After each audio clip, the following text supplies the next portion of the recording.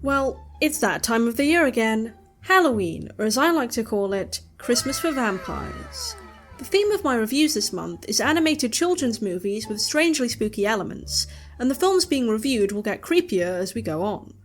So, the first film on the review list is ParaNorman, but you all knew that because you saw the title of this video. It's a 2012 stop-motion animated zomcom directed by English filmmakers Sam Fell and Chris Butler, the latter of whom also wrote the film. In an interview with Den of Geek around the time of the film's release, Butler revealed that he was inspired to make the film when he realised that zombie movies often have some kind of social commentary, with the zombies being used as a metaphor. Therefore, he thought it would be cool to incorporate them into a kids' movie. I remember this film being advertised everywhere when it came out, and it does seem to be generally remembered fondly, including by me. Hence, I figured it would be a perfect candidate for my first review of Spooky Month. But is ParaNorman really worthy of such praise? Let's find out. Without further ado, on with the review.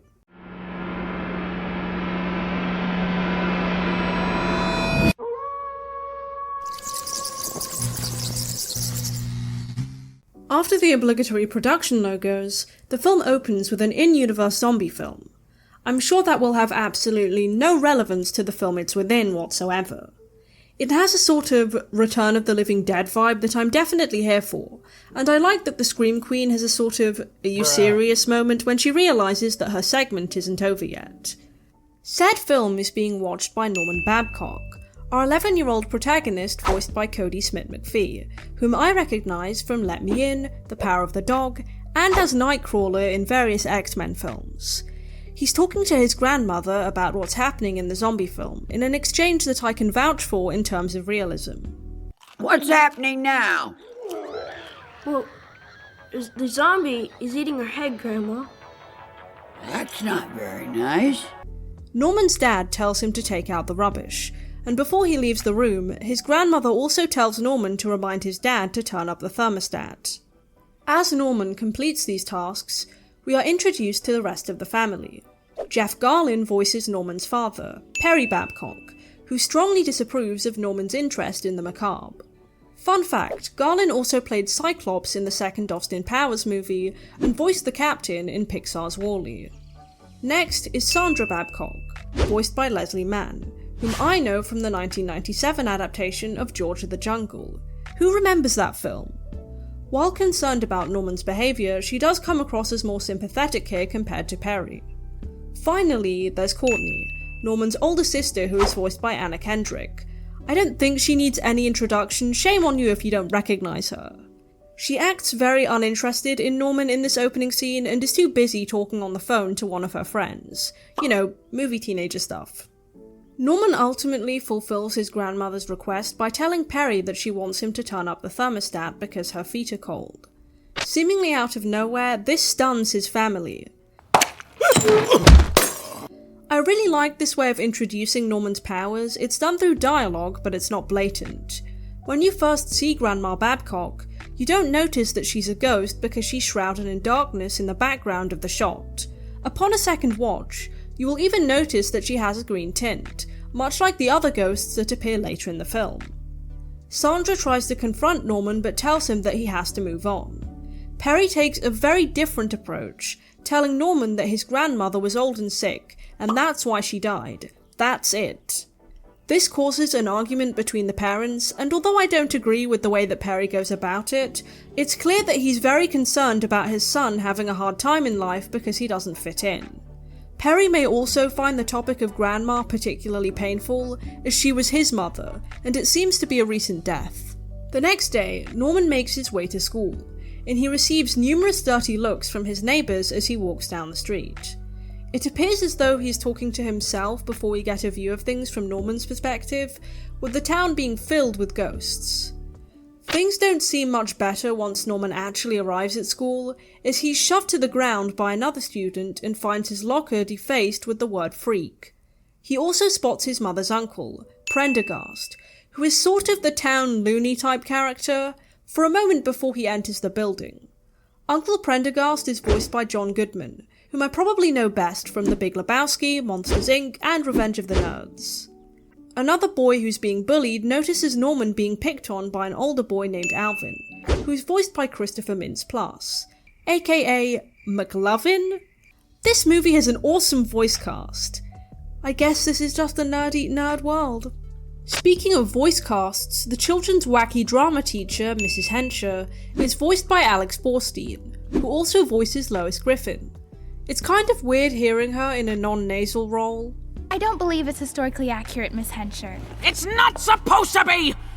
As you can see, she's very enthusiastic about the quality of the school play, focusing on the trial and execution of a supposed witch that took place in this town, Blythe Hollow, 300 years before the event of this film.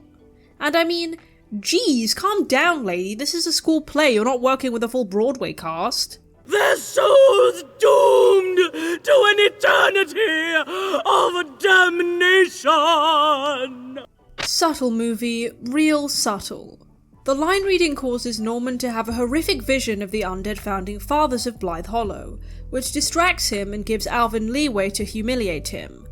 However, much like in real life, this actually brings him closer to the boy from earlier, Neil Down, who is voiced by Tucker Albrisi. As they walk home, the boys are confronted by Uncle Prendergast, who tells Norman that they share the ability to see the dead. He warns Norman that the witch's curse is real, but he's too sick and is scared off by Neil before he can tell his grandnephew how to stop it. Neil gets excited at the prospect of Norman reintroducing him to his late dog, Bub, who was run over by an animal rescue van. When Neil brings him home, his older brother Mitch disapproves and accuses Norman of attention seeking. Seeing Norman receive this kind of poor treatment is really sad, and I'll elaborate on the implications of this later in the video. In one of the first scenes of the film where we actually get to see Norman relax and be a kid, Neil allows him to play with Bub and teaches him how to play fetch. It's silly, but it's nice to get a break from the drama. It's funny that I say that because we shockingly see Uncle Prendergast die of a heart attack on screen directly after this, in a nice display of tonal whiplash. The death scene is played out lightheartedly, with Prendergast making his way back into his body at first, before succumbing to his illness. He doesn't even seem that bothered by it, just disappointed, which makes sense given that he had a pretty good idea of what death would be like anyway. At the school play, we see the children give a rendition of Donovan's 1966 song Season of the Witch, which does seem like something an older drama teacher would make her young cast do. Norman has an even more vivid premonition while on stage, causing him to freak out. The dead are coming! Norman! As usual, no one listens to him, and even worse, Perry grounds him. Everyone at school torments Norman after this, and while hiding in a bathroom stall, he is confronted by Uncle Prendergast's ghost. Uncle Prendergast tells Norman that he must get the book from his body's hands and read from it at the witch's grave before sunset, as it is the anniversary of the witch's death, and she will raise the dead unless Norman can stop her. Fingers crossed that he can withstand the smell. That evening, Norman's parents go out for dinner, and Norman turns Neil away when he comes to play. Grandma Babcock complains that she should be in heaven frolicking with Norman's grandfather, but admits that she sticks around because her spiritual duty is to look out for Norman, which is quite sweet. All that not having fun does amount to something because Norman then heads out to fulfill his own duty. He goes to his late uncle's house, who doesn't seem to want to give up the book too easily, even in death. Norman does manage to grab it though after a pretty grotesque struggle. He goes to the grave and begins to read what turns out to be a fairy tale, but his reading is interrupted when he's confronted by Alvin, whom he accidentally knocked over while on his way to Prendergast's house. See, you've got to look out for pedestrians, Norman, even when stopping zombie uprisings. The witch's curse begins to take effect, and fluorescent, disembodied hands reach into the ground, followed by a classic zombie uprising scene, hands punching through the earth and everything. You love to see it. The boys hide in Uncle Prendergast's house, and Norman quickly realises that the witch probably wasn't buried in the town graveyard, meaning that he was reading the book in the wrong place. Way to go, Norman. Although, the graveyard assumption is pretty reasonable, I'll give him that. I suppose this will also teach Alvin not to go around picking on people as well. Meanwhile, Courtney has gone looking for Norman, and assuming that he's having a sleepover, she knocks on Neil's door. Mitch answers, and she is immediately infatuated with him, feigning niceness while asking Neil where Norman is. They get into Mitch's car to search further, but Mitch ends up swerving and hitting a zombie while trying to avoid hitting Alvin and Norman. Assuming that the zombie was just some guy, because, why would you assume otherwise? Mitch gets out of the car to check on him in a sort of I know what you did last summer moment. Is anyone else getting that vibe? Anyway, he soon realises that it is, in fact, a zombie, and I love the way he just boots the head at once. As the group are clearly speeding, they're confronted by the town sheriff. The supernatural events occurring don't exist in a vacuum. There are real-world consequences to the characters' actions. I don't really understand how the sheriff doesn't notice the old dead guy though. During this chase, Norman and Neil call their nerdy friend Salma, who begrudgingly tells them that information about the witch's trial and burial is probably located at the town hall. Her annoyance is somewhat understandable, as they were most likely interrupting her studying, but it's nice that she helps them anyway, especially as she doesn't really seem to believe their story. The chase scene escalates further when Mrs. Hensher is scared by some of the zombies and runs into the road, causing Norman's parents to almost crash into Mitch's van, before actually colliding with the sheriff's scooter. This also results in Mitch's van collapsing, which sucks for him, I guess. Our view of the zombies actually becomes quite sympathetic when they get scared simply by the modern era, and various townsfolk start attacking them out of fear of the witch's curse. Probably due to some influence from horror movies as well. The zombies follow our heroes into the town hall, and unfortunately our newly formed mob aren't far behind. Let's rip them apart! We get our hands ripping through the wall scene, but in a nice act of subversion, it's actually just a mob of townsfolk. The zombies catch up to Norman and he runs to the top of the tower to escape, where confronting the witch seems to go horribly wrong. As Norman falls from the tower, he gets a retrocognition, where he sees the trial of the famous Witch of Blythe Hollow. Agatha Prendergast of His Majesty's Province of Massachusetts, on this day you have been arraigned for the horrible crime of witchcraft. You heard that right. Prendergast. The witch, Aggie, is Norman's ancestor, and she wasn't an old hag at all. She was just a kid, like Norman, with powers similar to his. Norman wakes up in the library again, and the leader of the zombies, the judge, asks him to end the curse. He admits that they only targeted Aggie because they were afraid of her. When Norman and the zombies step out, the mob tries to attack them, but Courtney steps in front of Norman, allowing for a moment where he can actually explain the situation. The curse isn't about the zombies hurting the townsfolk, it's about the opposite. The townsfolk are afraid of the zombies, which means that they would get a taste of their own medicine. The zombies show Norman where Aggie is buried in the woods, and Aggie separates him from the group by trapping the others between the trees. He is able to make his way to Aggie's resting spot, but she doesn't really seem to appreciate his haggling about going to sleep. She then literally attempts to murder him by causing spiky branches to burst through the ground. You can't tell me that's not attempted murder. Despite this, Norman still attempts to reach Aggie by recounting her story, and I'll tell you what, he's more forgiving than I would be. Then again, the whole town is at stake here, so fair enough. With that being said, Norman confronts Aggie with a hard truth. The longer it stayed, the less there was of the little girl. We then get to the saddest scene of the entire film. Norman reminds Aggie that even if there are bad people in the world, that doesn't remove the good ones. She then responds that she only wants to be with her mother. I'm sorry, Aggie. She's gone.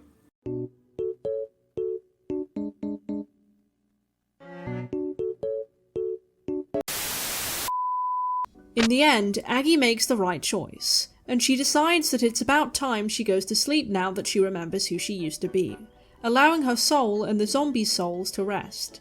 They don't have to look so sad, man, come on! Following all this trouble, Perry finally seems to understand Norman, as, he was right. Alvin claims to be Norman's best friend, typical, and Courtney finds out that she isn't exactly Mitch's type. You're gonna love my boyfriend. He's like a total chick flick nut. At home, the family really seems content, and Perry actually greets his mother after checking with Norman that she's sitting next to him. On that sweet note, the film ends with some cool comic book style ending credits overlaid with Little Ghost by the White Stripes. So, what are my thoughts on ParaNorman? The film features several strong themes that I believe many children can resonate with, such as being a misfit. Plenty of characters don't quite fit in this story. Norman, Neil, and Uncle Prendergast to name the main ones that come to mind. Each of them seems to take a different approach to people's attitudes towards them. Norman appears to resent it and wants to be liked, while Neil doesn't seem to care much because he considers bullying normal, which is an issue in itself. Uncle Prendergast is older and has probably reached that stage where you just don't care what anyone thinks anymore. That being said, I believe Prendergast serves as a clear warning, if you will, to Norman about what he could become. Even if he doesn't seem to mind it much, Uncle Prendergast is shunned by the population of Blythe Hollow, including by his own family, to the point that Norman is banned from speaking to him. Despite it coming from a place of good-natured concern, I can imagine that being compared to Prendergast by Perry would be troubling for Norman, especially if he doesn't understand why his uncle is disliked so much. The ultimate outcast in the film is Aggie, of course, with the main connection between Norman and Aggie, plot-wise, being that they're in the same position at the same point in their lives. She was just a little kid. She was no different than me. At least up until that part of the film, Norman is the same kind of outcast that Aggie was, and for the same reason. They possess supernatural powers that most people around them don't understand and don't want to understand. In that sense, Aggie reflects the worst case scenario for Norman as well. He was just lucky enough to be born in the 21st century. You can't hang him, stupid! It's the 21st century! Then let's burn him! Another significant theme in this film is forgiveness. Aggie cannot move on without forgiving the townspeople who wronged her, and in her turmoil, she becomes exactly what she swore to take vengeance on. Tormenting random people who had nothing to do with her death 3 centuries later isn't exactly just. Similarly, Norman has to forgive Perry for the way he treats him, although the way Perry expresses and reacts to his concerns is pretty ridiculous. No one bar Neil believes Norman when he says that he can see ghosts, just like Uncle Prendergast. Given that's the case, the next most logical conclusion is that those two are very mentally ill, and even if that were true, the way Norman and his uncle are treated is still wrong. In that case, they should be met with care and guidance, not ostracization. There was a great deal of care put into this film, with ParaNorman being innovative in its use of colour printing for creating 3D models for stop-motion animation. The process used stop-motion puppets made with metal ball and socket endoskeletons, which feature many individual expressions that puppeteers can swap between shots. Additional effects that couldn't be achieved via stop-motion were added in via CGI, and it doesn't look ill-fitting in the finished product at all. They even had a mini semi-functioning vending machine. How cute! Apparently such character designs with extreme proportions were quite a challenge for the puppet department at Leica. I find it a shame that stop motion isn't used more often in films, but I understand that it's time consuming. So much effort goes into puppet making alone, and I encourage you to check out some behind the scenes videos from Leica linked in the description. I also appreciate that ParaNorman has very obvious sources of inspiration, with Chris Butler stating that the film is a soup of ideas from the 80s, inspired by works including The Goonies, Ghostbusters, and Scooby-Doo. Butler and Fell even elaborate on this further in the director's commentary for the film. Where you meet a family, they're a little bit dysfunctional and always seem to be set in the kitchen, so it just seemed like a classic Spielbergian type scene. And just based on the concept and moral of the story, this film also bears a striking resemblance to an 80s film about a mischievous undead creep who terrorizes a couple of families, one dead and one alive. Yes, I did think of that because I saw the sequel recently. Additionally, there are numerous direct references in the film, with some notable ones occurring during the scene where Neil wants Norman to play outside. Norman's ringtone is the Halloween theme, and he sees Neil waiting by a washing line outside from a window.